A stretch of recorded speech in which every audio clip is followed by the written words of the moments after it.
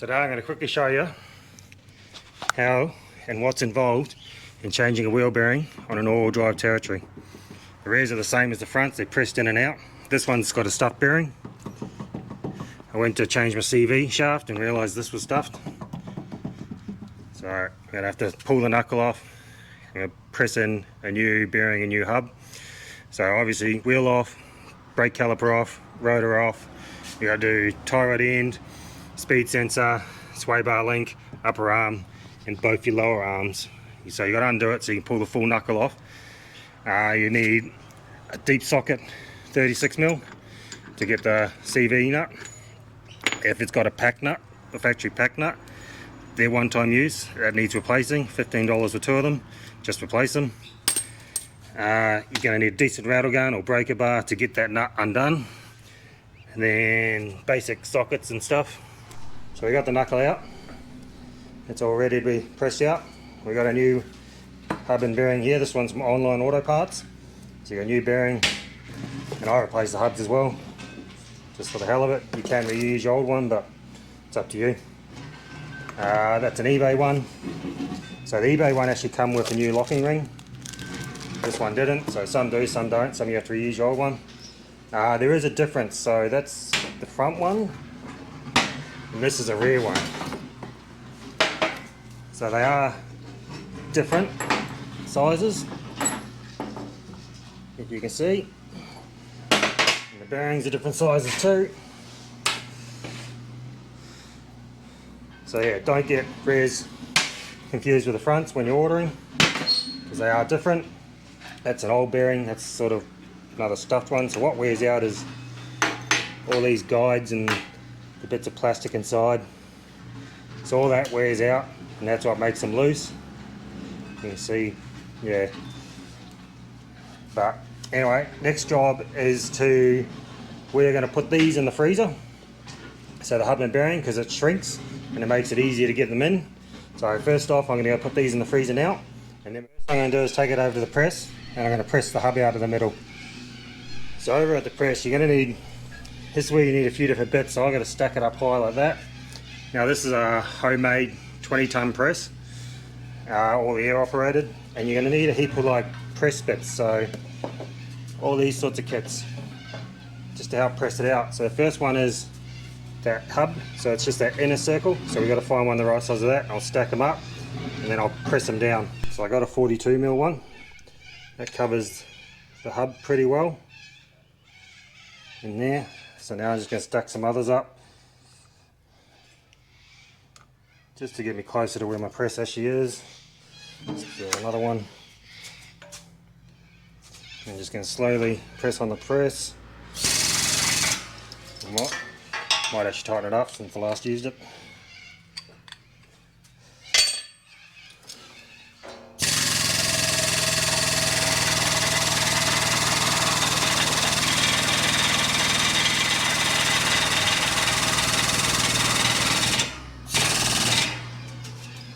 And you'll see it starting to press it out.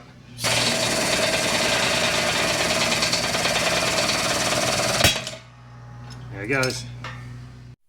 The hub's out. I've changed the press around. So what I'm going to try and do now is, it's just a little tip to make getting the circlip out easier. So I'm actually just going to press this bearing a little bit. It won't go anywhere, it's going to bottom out, but I've always found if you just give it a little, like a little press, it makes it so much easier, like loosens up that circlip and it's easy to come out. So I've got a 72mm one this time. Just going to put that in there. Stack one of them on there. And hit the controller again.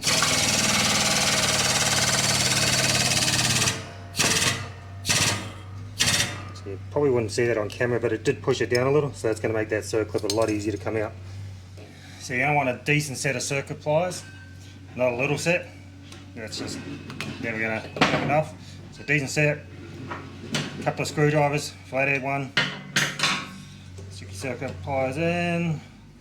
Compress the circlip. Try that again.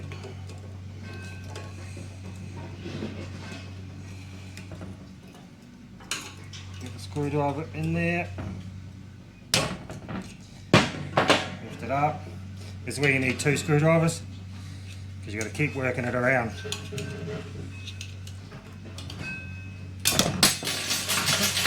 Just like that, out it comes. So you need to keep that. Now we can go press out the bearing. So the bearing, the reason I put the circlip out is because the bearing, the hub gets pushed that way, the bearing gets pushed this way.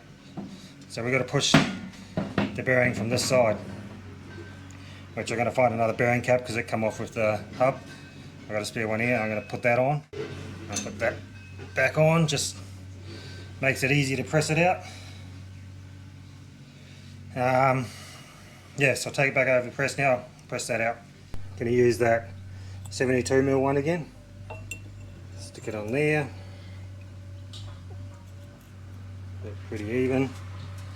And then push the ear again.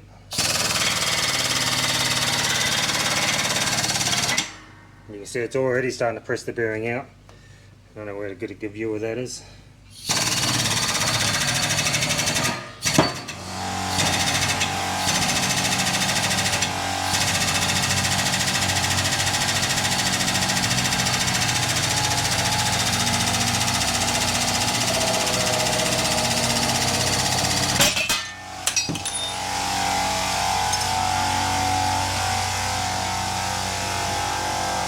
So the compressor rudely interrupted me there, but the bearing's out. You can see it's all out now. I'm going to get some degreaser and just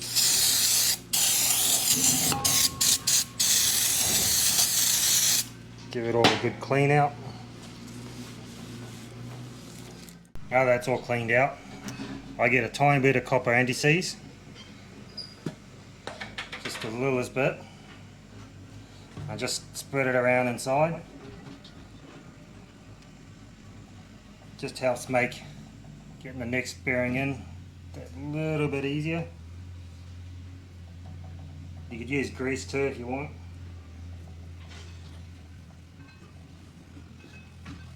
Like that.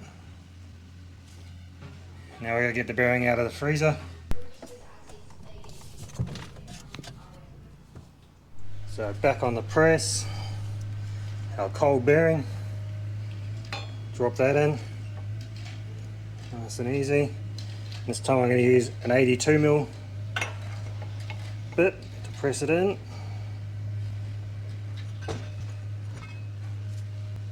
And I'll try and do this one-handed.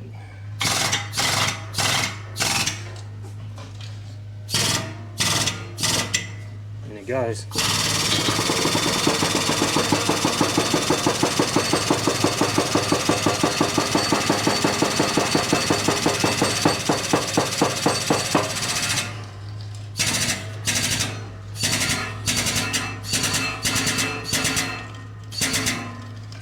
That's it.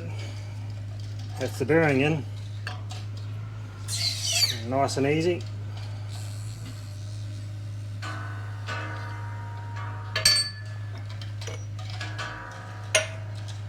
You can see it's down below the circlip line, so that's where you want it. Now we've got to go put the back to the bench, put the circlip back in.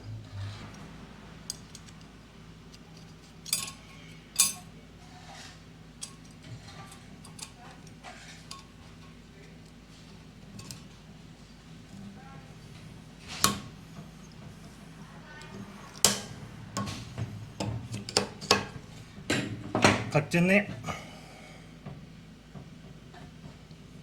So now we're going to flip it around and press the hub in. So to press the hub back in, we've got that other bit under there because you want it to sit around that bit of the bearing so it doesn't just push that out the other end. And then where did I put it? So frozen hub again. We've got this other bigger piece, 74mm. To go over the top of the hub. Sit that in there. Sort of center everything up. Center that just a little. Hit the air. Compressor might kick in again this time. In it goes.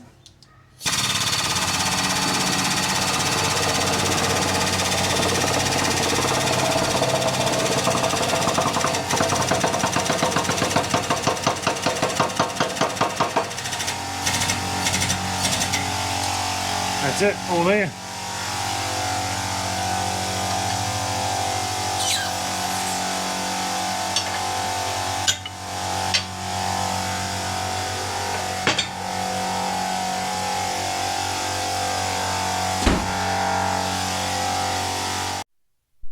So that's it, that's the hub in. So that's why you need a decent sized press. I got a homemade job, but you need a decent sized press to press that in because there's a lot of force on that. As you can see with this one, there's no movement. So that's what you want. You don't want movement in your bearing. So now I'll take that outside and throw it back in the car. So I'll come back to the car, got my new CVM, which was what I was originally doing. But this lower ball joint, you gotta put it in.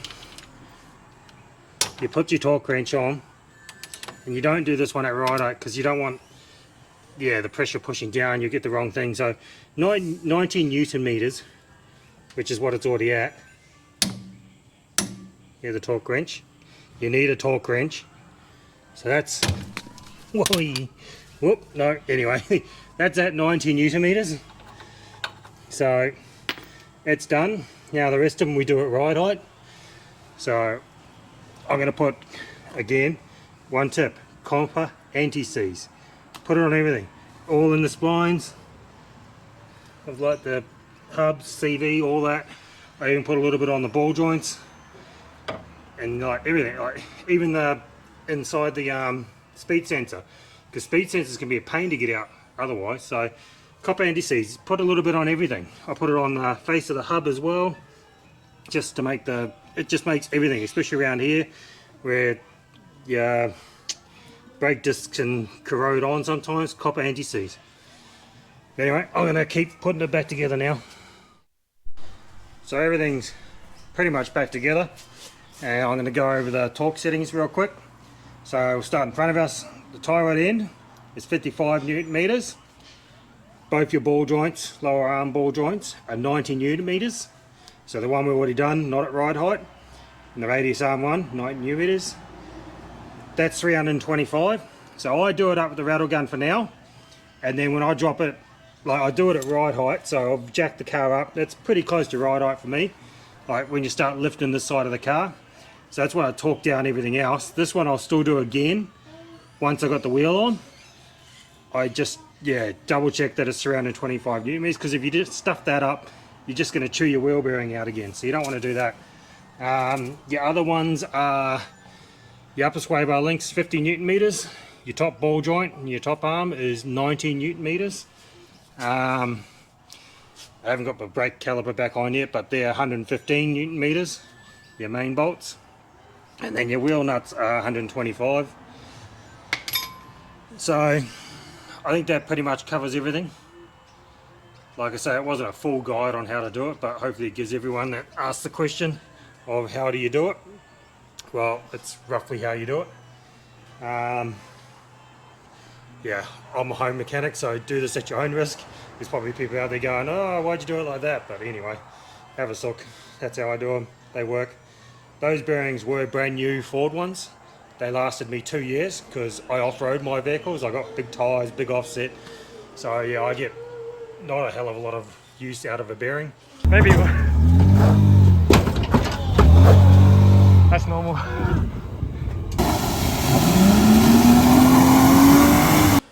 So the only ones I found that are really crap are Repco bearings. I would never buy a Repco bearing again because they're crap. I was warned they were crap, and yeah, they were. But anyway, that's me done. I'm gonna finish off this. I gotta put the other side back together, do the CV joint, CV shafts, because that's what I was originally doing, and then sit down, relax, and have a beer. So I'll see you later.